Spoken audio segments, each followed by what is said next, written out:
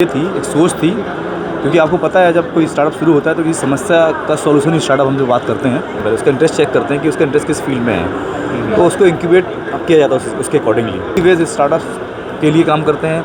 Community based means SC और ST की entrepreneurship जो होती है। फ़ंड आपको मिलेगा। फंड के दो तरीके हैं, एक तो आप फंड रेज़ करते हैं इन्वेस्टर कंपनी एंजल कंपनी से फंड रेज़ करते, लेकिन वहाँ तक जाने के लिए आपके कम्प्लेसेंस पूरे होने चाहिए, क्रेडेंशियल पूरे होने चाहिए। पर दूसरा कुछ ऐसे स्टार्टअप जैसे इस महाकुंभ में आप देखेंगे बहुत से स्टार्टअप ऐसे हैं बहुत छोटे स्तर से स्टार्ट किया उन्होंने।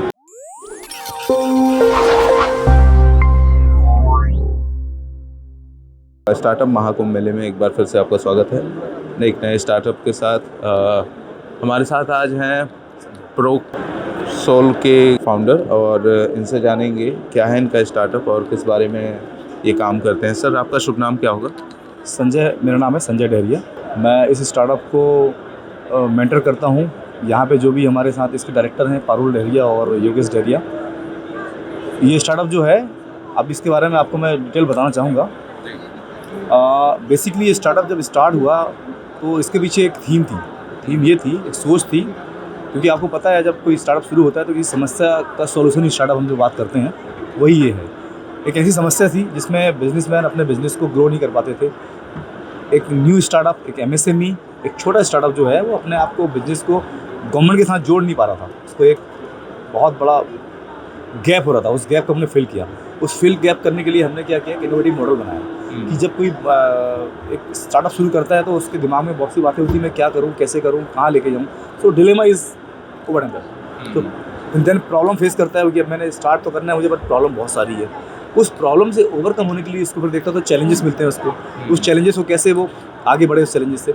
नाउ द चैलेंजेस जब दिखते हैं तो उसको अपॉर्चुनिटी भी नज़र आती है, लेकिन उस अपॉर्चुनिटी को ग्रैब करने के लिए, उसको कैच करने के लिए वो चीज़ें क्लियर नहीं हो पाती। तो हमने उसके लिए एक सस्टेनेबल सोल्यूशन यहाँ पे प्रोवाइड किया हुआ है। तो हम इस स्टार्टअप के माध्यम से स्टार्टप्स को, जो न्यू स्टार्टअप्स हैं, एमएसएमई कंपनीज़ हैं, इसके अलावा जो विमेन एंटरप्रेन्योर्स हैं जिसको गवर्नमेंट ने 25% पॉलिसी के तहत रिजर्व किया हुआ है 3% का, उन सबको बेनिफिट देने के लिए, उनके पॉलिसीज़ को सही जगह यूज़ करने के लिए हमने इस स्टार्टअप को स्टार्ट किया हुआ है। तो जो भी अपने बिजनेस को, अपने सर्विसेज को गवर्नमेंट के साथ जोड़ना चाहता है, B2G सोल्यूशन लेना चाहता है, हम उसके लिए हमेशा अवेलेबल हैं। हमारा स्टार्टअप उसी लिए काम करता है। हम कैपेसिटी बिल्डिंग प्रोग्राम में काम करते हैं। हम कम्युनिटी बेस्ड स्टार्टअप्स के लिए काम करते हैं। कम्युनिटी बेस्ड मीन्स एससी और एसटी की एंटरप्रेन्योरशिप जो होती है उनको कैसे बढ़ावा मिले, वो अपने प्रोडक्ट को, सर्विसेज को कैसे एक स्थान पे लेके आए, उसके लिए हम काम करते हैं। सर, एक बार फिर से सारे स्टार्टअप की आपकी फंक्शनिंग को समझा सर, जाना B2B, B2 गवर्नमेंट, आप लोगों को इनेबल करते हो, मेंटर करते हो, हर चीज़ों में सजेशन, एक रिसोर्स बिल्ड करना, सारी चीज़ें मेंटर करना। लेकिन सर ये जो इकोसिस्टम है वो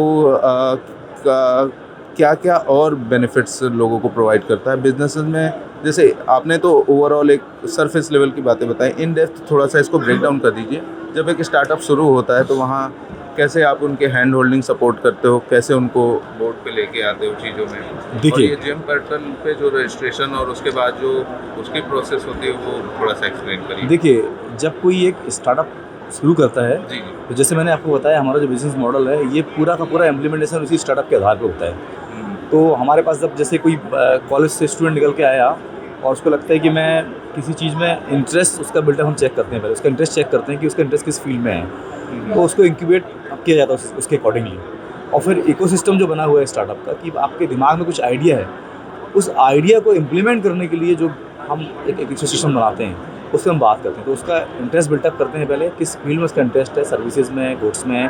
फिर गुड्स में मल्टीपल चीज़ें होती है कि कोई नया इनोवेटिव देना चाहता है, वो नया कोई सर्विस उसने प्रोडक्ट तैयार किया हुआ है तो उसको कैसे इम्प्लीमेंट करें। जो भी कन्फ्यूज़न उसके मन में अराइज होती है वहाँ आप मेंटर करने के लिए मेंटर करते हैं। उसके बाद उसको हम उसको आइडियल स्टेज पे लेके आते हैं और फिर उसका पोटेंशियल मार्केट में देखते हैं कि क्योंकि जब स्टार्टअप बनाने के बाद अगर वो स्टार्टअप फेल क्यों होते हैं, बहुत से स्टार्टअप, क्योंकि स्टार्टअप जो होते हैं फेल, वो एक आइडिया तो आता है लेकिन आइडिया को वो इम्प्लीमेंट नहीं कर पाते क्योंकि उसका जो स्ट्रेटजी है वो प्रॉपर नहीं हो पाती है। उनके पास फ्रेमवर्क नहीं होते। एक स्टार्टअप वर्ल्ड का जो एक इन्फॉर्मेशन है वो उनके पास पॉलिसीज़ के रिलेटेड कोई जानकारी नहीं है। इनोवेशन भी हम ये देखते हैं कि वो हमारे इंडिया लेवल का इनोवेशन है या इंडस्ट्री लेवल का इनोवेशन है जी। उसको अगर इंडियन मार्केट में काम कर रहे हैं तो उसका इनोवेशन इंडियन मार्केट के हिसाब से है या नहीं है, वो हम चेक करते हैं। उस इकोसिस्टम के आधार पर उसको फिर एक आइडियल स्टेज पे लेके जाते हैं। तो आप उनको उनके मार्केट साइज और मार्केट ऑडियंस को भी सजेस्ट करते हैं, और गवर्नमेंट से जो कनेक्शन आप बिल्ड करते हैं उसके बारे में थोड़ा बताएं।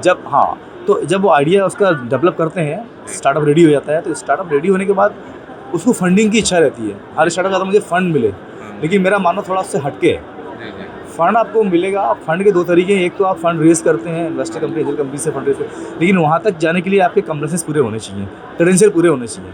पर दूसरा, कुछ ऐसे स्टार्टअप जैसे इस महाकुंभ में आप देखेंगे बहुत से स्टार्टअप ऐसे हैं, बहुत छोटे स्तर से स्टार्ट किया उन्होंने। मुझे एक स्टार्टअप मिला, मैं एग्जांपल देके बात करता हूँ आपसे।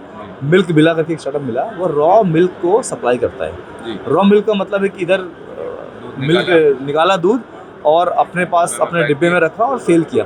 जो पुराने ट्रेडिशनल को उसने नए फॉर्म में स्टार्ट किया करना, और आज इस ऑर्गेनाइज वे में, और इस महाकुंभ में उसने अपना स्टॉल, अपना पॉड यहाँ पे लगाया हुआ है प्रेजेंटेशन के लिए। तो उससे ये निकल के आता है कि उसके दिमाग में बात थी कि मैं रॉ मटेरियल को लेकर के भी एक हाइजीनिक फॉर्म में, जो आज लोगों को पैक दूध में जो दिक्कतें आती हैं, एक्सपायरी डेट की बात करते हैं, एक्सपायर हो जाता है, मिलावटी दूध होता है, क्योंकि आपको पता नहीं इस पैकेट में क्या है। ओपन जो दूध है रॉ, उसमें आपको मालूम होता है, चीज़ें देख करके दिया जाता है। तो इनको सस्टेनेबल करने के लिए हम ऐसे इंडियन मार्केट में ऐसे आइडियल स्टार्टअप्स को रेडी करते हैं। उसके बाद उनको मार्केट चाहिए, तो हम गवर्नमेंट मार्केट में, जो सरकार, जैसे भी आपने बोला, सरकार ने मार्केट प्लेस बनाया हुआ है, उस मार्केट प्लेस में जो रिक्वायरमेंट रहती है उसके अकॉर्डिंगली उसकी प्रोफाइल को रेडी करते हैं, क्योंकि उसमें एक्सपर्टी चाहिए। वहाँ एक्सपर्टी नहीं होगी तो आपका जो है क्रेडेंशियल फेल हो जाएगा, फिर आप अपने आप को इरिटेट फील करोगे, आप वहाँ पे काम नहीं कर पाओगे। बहुत सारे स्टार्टअप जो है ऐसे ई कॉमर्स में काम नहीं कर पाते, तो हम उसके लिए एक्सपर्टी टीम तैयार करते हैं, और हमारे पास कैपेसिटी MSME मेंटरिंग के लिए हमने टेक्निकल सपोर्ट रख रखा है। कैपेसिटी बिल्डिंग प्रोग्राम के तहत हमारे पास एक्सपर्ट तैयार करते हैं, वो उनको पूरा end to end support provide कराते हैं। इस तरीके से उनको हम इकोनॉमिकली स्ट्रॉन्ग बनाते हैं।